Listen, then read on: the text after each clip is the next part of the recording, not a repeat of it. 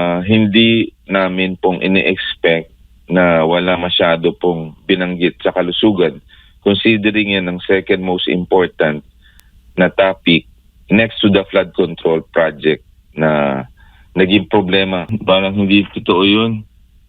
Kasi ghost hospitals nga yung iba paano ka magkakaraket? Hindi ko alam. Baka ibang racket ang pinag-uusapan natin. Sorry Opo. Baka ibang racket. Are we dreaming? Yung Virology Institute nga na naipangako, hindi pa nagagawa Yung mga hospital nga at saka mga iba pa mga tulay at saka hindi pa natutupad, racket pa kaya. At saan naman tayo kukuha ng pambili ng racket, di ba? Parang we live in a different world pagka ganyan, di ba?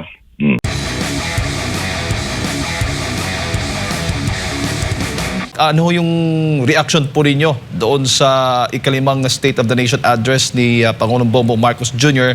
maging siguro yung mga reaksyon ng inyong mga kasamahan sa sektor ng kalusugan? Hindi kami nasiyahan kasi ako at ilang mga medical groups, medical action group, yung HPAC, kasi dapat doon na emphasize ng Pangulo na since dalawang linggo bago ang SONA niya natanggal ang Secretary of Health, it means serious yung problema sa hindi ganda ng pamamalakad ni Secretary Ted Herbosa. So dapat yun ang kanyang natutukan aside from the flood control. Pero yung flood control, 5 minutes lang. At ang tingin namin, ang hinaing namin, dapat doon binanggit yung PhilHealth na mataas ang budget. At ang kalkulasyon ko dapat 600 billion kasi ang request ng PhilHealth ay 370. Kaya lang meron arrears ang government na humigit kumulang na 292 sa pag-compute ni Senator Pia Cayetano. Umaabot sa 292. So kung susumahin mo mga 600 billion. Ngayon, pagka yan ang inuna mo at less than 2 years na lang si Secretary Pujalte, in fact baka 1 year na nga lang kasi yung susunod na SONA is one song na or last na. Pagka mataas ang budget mo ng PhilHealth, kasi ang budget ng 2024 na divert, 2025 zero, 2026 130 billion. Kinarga pa doon yung binayad sa 60 billion na kinuha. Ngayon, kung mataas ang budget mo, ano ang mga ramifications mo kung 600 billion? Ang unang-una tataas yung case rates o yung benepisyo ng bawat Pilipino, mayaman o mahirap. Number 2, bababa ang out-of-pocket expenses natin. Hindi tayo matatakot na confine. At ang tingin ko, bababayan ng mga 10 to 20% ang ating expenses lang. Magagawa natin yung mga preventive health programs, yung yakap, nakukumpleto. As it is right now, do pinagyabang ng Pangulo, almost 5 million lang ang na-accomplish. Napakababa para sa maraming Pilipino ang nakakatupad. Pangatlo, paano mo isasagawa yung mga bagay-bagay na gusto mo sa expansion ng benefits kung wala kang PhilHealth. Number 2, ang hinihintay na marami ay yung top 3 goals ng Pangulo for health. Aside from PhilHealth, ang akin naman, yung smooth and public hospital services na dapat lahat ng direktor ay haba-haba ng pila at dapat wala ng guarantee letter. Ang sabi ng Pangulo, wala na daw guarantee letter. With due respect to the President, in every day, nasa hospitalo ako, whether public or private, nangangailangan pa rin ng guarantee letter. Kaya tumatagal ang pasyente sa ospital at lalo nagkakanda utang-utang. At ang pangatlo, wala tayong structured preventive health programs na katulad sa ibang bansa. makikita mo sa ibang bansa, ang haba ng buhay ng mga tao kasi meron silang strong no smoking policy, meron silang calorie counter, meron silang product label, upang sa ganun, hindi umakyat yung mga lifestyle diseases. Kaya ngayon, marami po ang namamatay from heart attack, cancer, stroke, diabetes, hypertension, ang nagdadialysis. So yung tatlo na lang yun kasi you don't have much time really to implement. Eh ngayon, ang movement ni Secretary Pujalte magtatawag pa ng mga Department of Health Secretary. Ngayon, pag nagtawag ka nun, matatagalan yun. At sasalain mo pa yung sasabihin. Kung mapansin mo, almost magti 3 weeks na, hindi natin alam kung anong balak ng ating butihing secretary.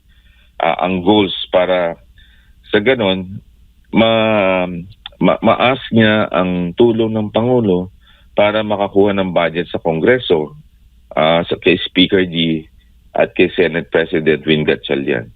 So, yun ang hindi namin pong ini-expect na wala masyado pong binanggit sa kalusugan, considering yan ang second most important na topic next to the flood control project na naging problema. Kasi tatandaan natin, ang worst budget in history is the 2025.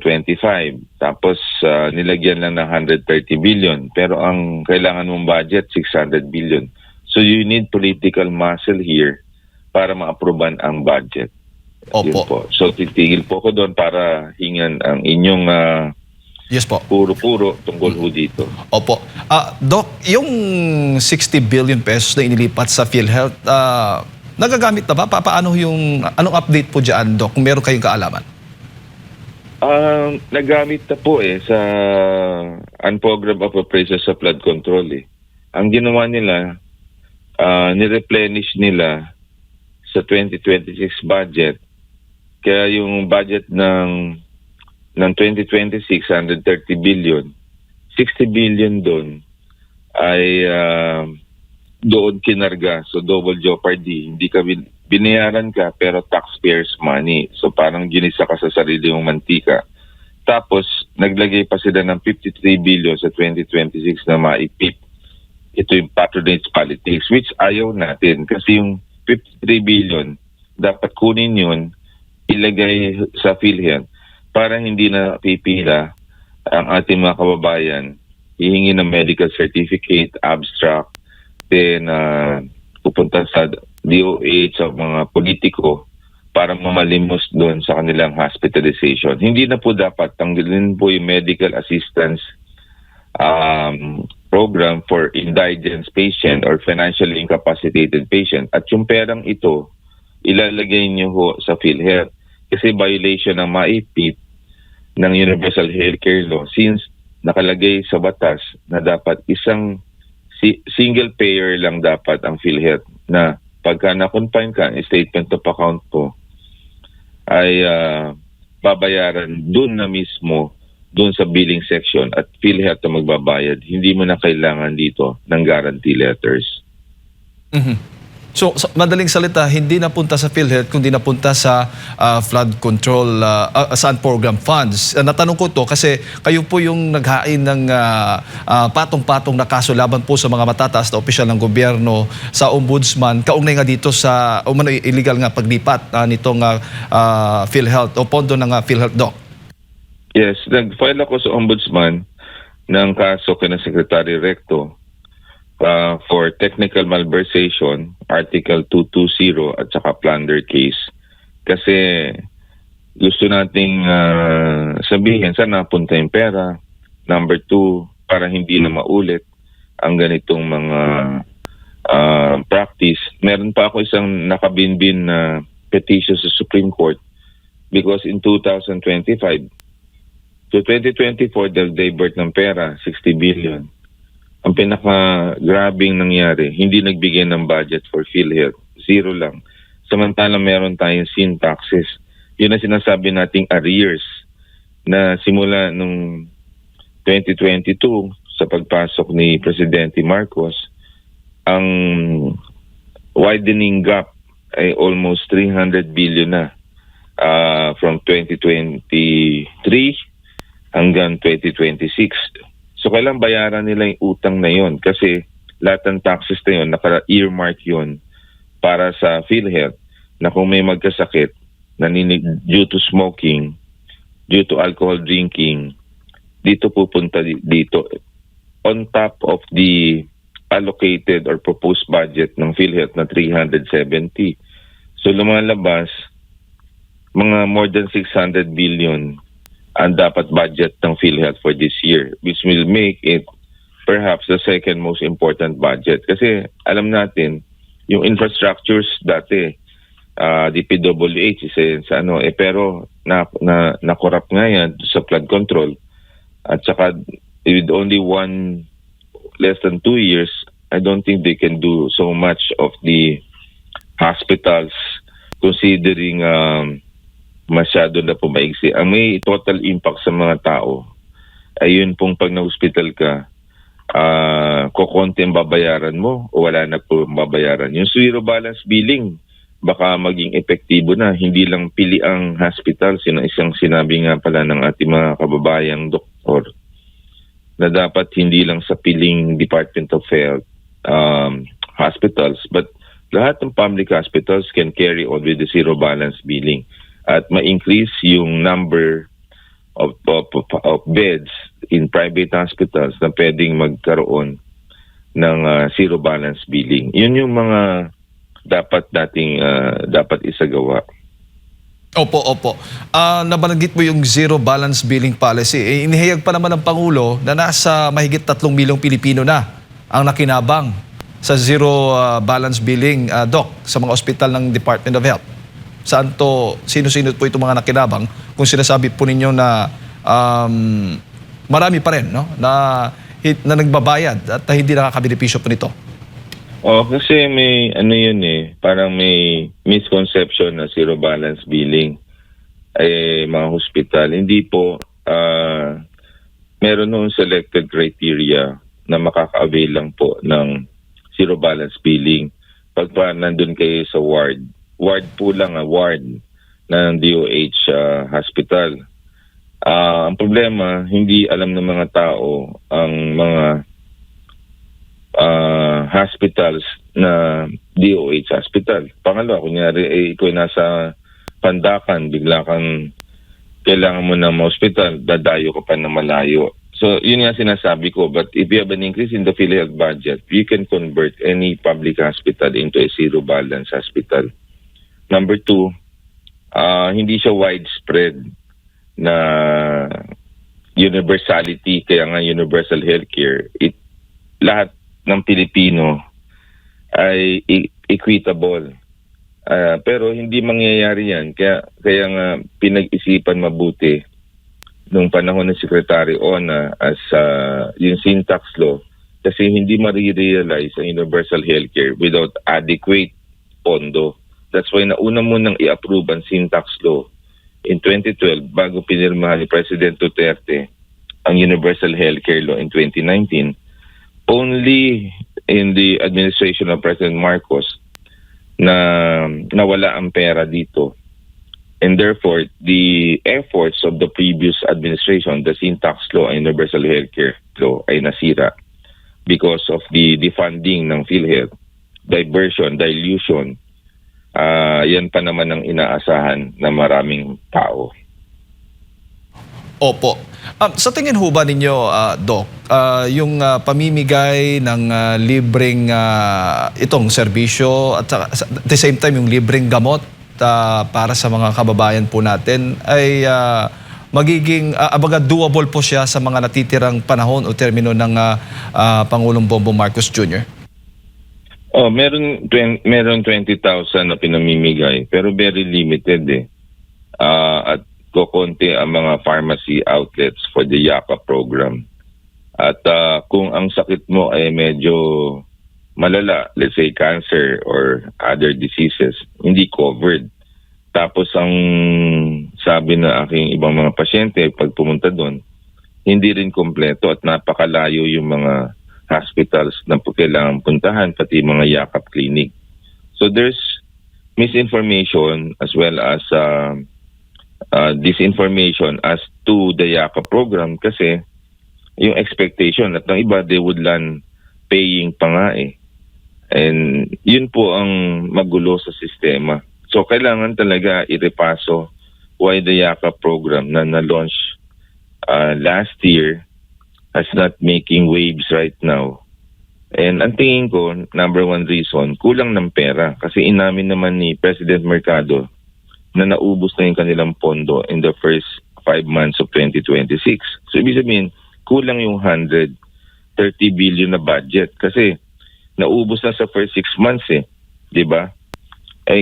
So kaya nga ang run rate, ang tingin ko na talagang budget ng kalusugan is 600. Dapat pala ang budget last year, kung ubos na yung 130 billion, kung first 5 months, dapat 400 billion para ang kanilang budget. Kulang talaga yung 130 billion, tinipid. Kaya ngayon, dapat 600 billion ang ating hihingin. At yan ay dapat gawing primary concern ni Secretary Pujalte with political muscle coming from the President so that the Filipinos in the last 2 years of the administration may actually be benefiting from the universal healthcare. No universal healthcare kung wala tayong pondo. Opo, bago ko lang ipasa kay Partner Admar, Doc, nabanggit din ho ninyo kanina yung pagkakaroon pa rin ng guarantee letter sa kabila ng pagbanggit ng Pangulo na tinapos na nga ng administrasyon itong lumang sistema kung saan kailangan pa ng mga pasyente na humingi ng guarantee letter mula sa mga politiko upang makakuha ng tulong medikal. So, ibig sabihin, saan po nakuha itong datos na inihayag po ng Pangulong Bongbong Marcos Jr. kung ganito pa rin yung estado po ng sektor ng kalusugan?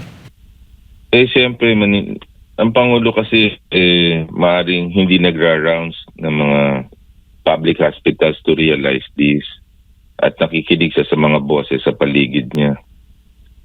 Ako'y nag-post pa lang sa aking social media ng heart center. Nakalagay pa nga doon yung mga certificate of eligibility, proof na ikaw ay indigent patients, nakalagay. Tapos meron pa doon video padala ng isang pasyente ng haba-haba ng pila. So I think the President has been fed with wrong information at ang dapat gawin ng Pangulo together with Secretary Pujalte mag-field work. Kasi malapit lang naman ang PGH sa Palas, kalahating kilometro. So ikutan yan. Tapos punta ka ng Jose Reyes. Punta ka ng San Lazaro Hospital. Punta ka ng Santa Ana. Then punta ka ng Hospital ng Maynila. Wala pang 2 oras yun kasi ang Palas, ang lapit lang. Ang Department of Health, ang opisina niyan ay dyan sa Avenida. Ang lapit lang yan. Isang punta ka lang sa Lacson. And then sa may UST, daanan mo ang Pangulo. Si Secretary Pujalte, kasama si Pangulo, magra-rounds lang ng mga hospitals, malalaman niya yung tunay na kalagayan ng ating kalusugan. Kasi napaka-importante yung field work Hindi dapat lang tayo nasa opisina. Kasi kung gano'n, you will be fed, Mr. President, with due respect to your good intentions, but the statements that you articulated dun po sa inyong zona, hindi ho tama yung iba pong mga datos at kanilang mga sinasabi. At yan ang himutok ng mga maraming healthcare workers at ng mga pasyente sa buong Pilipinas. Doc, magandang umaga, si Admar po ito. Sa kontrasona po ni Senator Pia Cayetano, na-mention po niya na meron pa palang at least 1,100 mahigit na mga ospital ang wala pang zero balance billing. Matagal na pong ipinagmamalaki ng administrasyon na ito kahit noong nakalipas din na State of the Nation address yung nakalipas na taon, nabanggit niya ito. Tingin nyo parang kagaya din ito doon sa 20 pesos na bigas na hinahay pero hindi naman available sa pangkalahatan po, Doc? Tama po. Napanood ko po yung 2 days ago, 3 days ago, yung Senate Health Committee. At isa yan sa sinabi nila na kulang yung mga hospitals for zero balance billing. At doon din sinabi, ang chair niya si Senator Risa Monsantiveros, nagsalita si Senator Loren Legarda about the arrears na hindi nababayaran din ng gobyerno. Ang kwenta ni Senator Loren, 220 billion. Ang kwenta ni Senator Pia Cayetano, 292. So, siguro i-reconcile lang. I think hindi na isama yung PAGCOR at PCSO dun kay Senator Loren. Pero lalabas talaga 292. So, dapat pag akyat sa Senate yan, yung galing sa Congress at ma-approve ang 370. Ngayon, nagkataon ng Senate Finance Committee ay ngayon ay si Secretary J.B. Ejercito, Senator. Siyang author ng Universal Healthcare. Hingin dapat yung 292 na arrears para tumaas ang pondo natin. Once na tumaas ang pondo natin, execution na lang ang magiging kailangan at dapat increasean kaagad ang budget. Lalo na sa heart attack, cancer, stroke, diabetes, hypertension, dialysis, pagpapa-inject ng pneumonia, at yung mga other diseases in the top 5 killer disease of the country. Yung top 10 diseases would account for 80% of the deaths in the country. Napakahalaga na matutukan natin yan. So, yun po yung sagot ko po doon sa tanong nyo during the Senate hearing sa Health and Demography 3 days ago. Opo, at laman din ng kanyang kontrasona speech ni Senator Pia Cayetano yung nabanggit niyo po na nasa 292 billion pesos na pondo sana na tinatanong niya kung nasaan na ito. Ito'y para sa PhilHealth, ibig sabihin para sa mga Pilipino. So, possible na kung ito'y nagamit ng husto mula 3 million, ay posibleng umabot pa ng 10 milyon ang makakabenepisyo po nito na malaking tulong kung ito po'y kanyang maipagmamalaki. Ngunit, ito lang po yung resulta. So, parang may pumipigil pa rin po dito. Hindi natigil yung issue po ng kontrobersya dito po sa PhilHealth Doc na nilabanan ninyo hanggang sa korte na mention din ito sa mga oral arguments ng Korte Suprema po, Doc. Ano po masasabi niyo? Tama po yun. I think dapat sagutin talaga yan ng ombudsman kasi dapat may accountable. Pangalawa, hinihintay natin yung desisyon ng Korte Suprema. Dalawa po ang nakabinbin na ginagawa at ako'y nagpapasalamat sa Supreme Court kasi yung oral argument sa unprogrammed appropriation baka mauna at yung sa amin, yung sa budget ng 2025 na zero na hinain ni Attorney Vic Rodriguez, Congressman Ungab, ako, si Justice Carpio, Tony Carpio. Marami kami.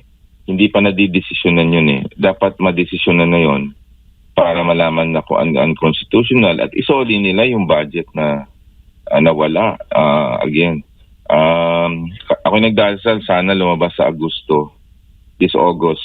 Kasi baka mag-budget hearings, gawin na naman nila yung mga mali na napakataas ng unprogrammed appropriation. Kung talagang kailangan ng programa, ba't mo ilalagay sa unprogram? Dapat, ang pera nando sa program kung talaga importante. Bakit? Nauuna pa maubos yung unprogrammed appropriation instead of the program. So dapat mali yan. Yan ang hinain naman ni Congressman Erice at Laila de Lima. At yan ngayon ang tinatalakay. At siguro kami na yung susunod para sa ganun, ma-increasean talaga ang budget natin. Matanggal yung unprogram at matanggal yung kalusugan. Alam mo, in the Philippines talaga, overwork talaga ang Supreme Court. Kaya dapat manalangin tayo na with their strength and power, ay makapag-decision sila for the country. Kaya lang, the Supreme Court is also busy with other political decision making.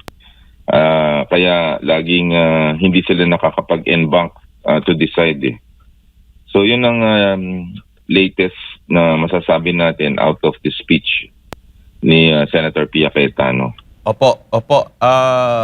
Sinasabi pa naman, Doc, na pag yung 1 year before ang election, yan ang tinatawag din nila na election budget, no?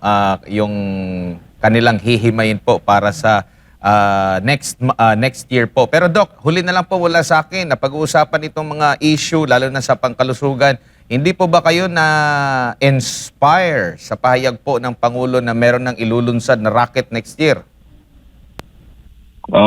Parang hindi totoo yun.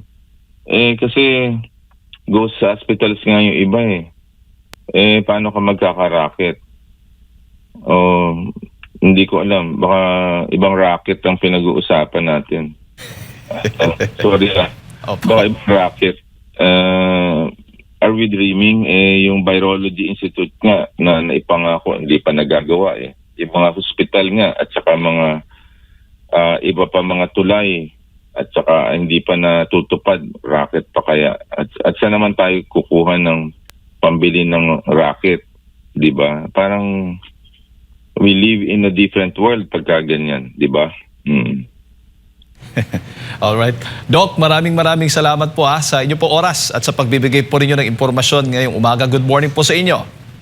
Good morning at magandang araw po sa inyo lahat at kasihan po tayo ng Panginoon sa ating mga gagawin, lalo na sa kalusugan. Thank you very much.